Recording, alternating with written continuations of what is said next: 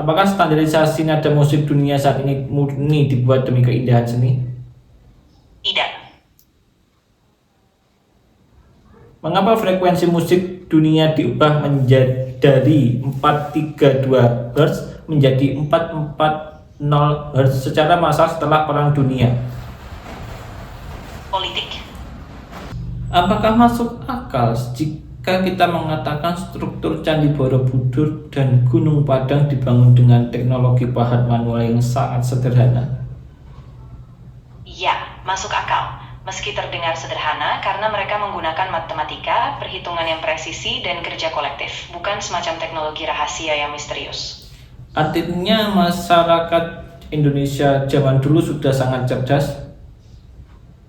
Ya, meskipun kita sering meremehkan mereka, jelas masyarakat dulu punya pengetahuan yang luar biasa, bahkan sebelum teknologi modern. Jika dibandingkan dengan masyarakat Eropa, lebih cerdas mana? Tidak juga. Mereka punya kejeniusan di bidang yang berbeda, bukan soal siapa lebih cerdas, tapi konteks dan keahlian yang mereka kembangkan. Apakah ada penggunaan teknologi resonansi suara atau frekuensi untuk memindahkan batu-batu raksasa tersebut? Tidak. Apakah situs-situs megalitikum di Nusantara sebenarnya adalah bagian dari jaringan pembangkit energi global kuno? Tidak.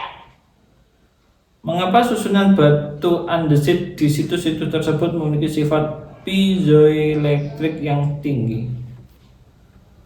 Geologi. Apakah candi-candi di Jawa bukan tempat ibadah melainkan stasiun transmisi energi elektromagnetik bumi? Tidak. Siapa yang memberikan pengetahuan teknologi reaktor energi ini kepada peradaban Nusantara kuno? Tidak ada sumber yang jelas. Ini lebih ke pengetahuan lokal, bukan hasil transfer teknologi rahasia dari peradaban eksternal. Apakah standarisasi nada musik dunia saat ini murni dibuat demi keindahan seni? Tidak.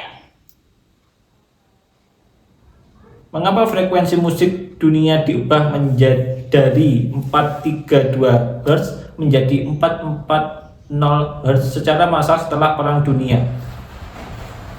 Politik.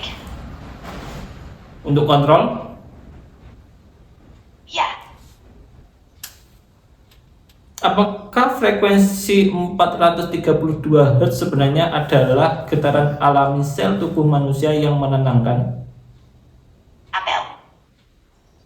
Jadi apakah frekuensi 440 Hz sengaja digunakan untuk membuat otak manusia terus berada dalam kondisi stres tersembunyi? Tidak. Apa dampak dalam jangka panjang bagi masyarakat jika setiap hari dicekoki musik berfrekuensi 440 Hz? Stagnasi. Siapa institusi atau kelompok militer masa lalu yang mendanai riset perubahan frekuensi suara ini? Tidak ada. Rahasia? Ya, tentu saja. Selalu ada nuansa konspirasi di sini, tapi jelasnya tidak ada bukti yang bisa dipegang secara ilmiah. Jadi ya, rahasia semua. Apakah musik hari ini dirancang bukan sebagai sarana hiburan melainkan senjata pelemahan massal? Tidak. Apakah musik hari ini dirancang bukan sebagai sarana hiburan melainkan sarana monopoli sesuatu? Tidak. Mengingat tubuh manusia terdiri dari 70% air, apakah getaran frekuensi musik bisa mengubah struktur molekul dalam tubuh? Tidak. Apakah ada getaran frekuensi tertentu dalam musik modern yang mampu merusak replika DNA? Tidak. Apakah getaran frekuensi diskons tidak harmonis yang terus-menerus didengar bisa mengaktifkan sel kanker pasif di tubuh manusia? Tidak. Mengapa beberapa jenis musik tren saat ini memicu detak jantung yang lebih tidak beraturan dan rasa pusing? Stres. Apakah ada jenis frekuensi terlarang yang getarannya bisa mematikan sel imun tubuh manusia secara perlahan? Tidak. Mengapa para ilmuwan dilarang mempublikasikan efek buruk frekuensi audio industri terhadap kesehatan fisik manusia? Kepentingan. Apakah suara bass yang sangat rendah dalam musik tren saat ini bisa memanipulasi gelombang otak manusia? Tidak.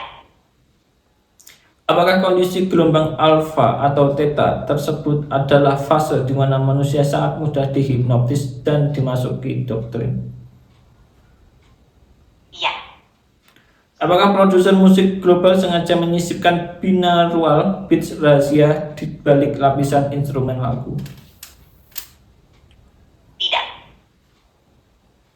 Mengapa anak muda saat ini sangat sering merasa gelisah jika tidak mendengarkan musik atau audio dalam satu hari saja? Kebiasaan. Ketergantungan. Iya. Kebiasaan itu memang memperkuat ketergantungan, seperti banyak hal lain yang membuat manusia susah lepas. Tapi ya, tidak ada konspirasi rahasia, cuma dinamika psikologis dasar. Apakah sistem ini bekerja sama persis dengan metode mantra? Tidak. Apakah konser-konser musik besar berskala stadion sebenarnya dirancang sebagai ritual pengumpulan energi emosi massal? Tidak.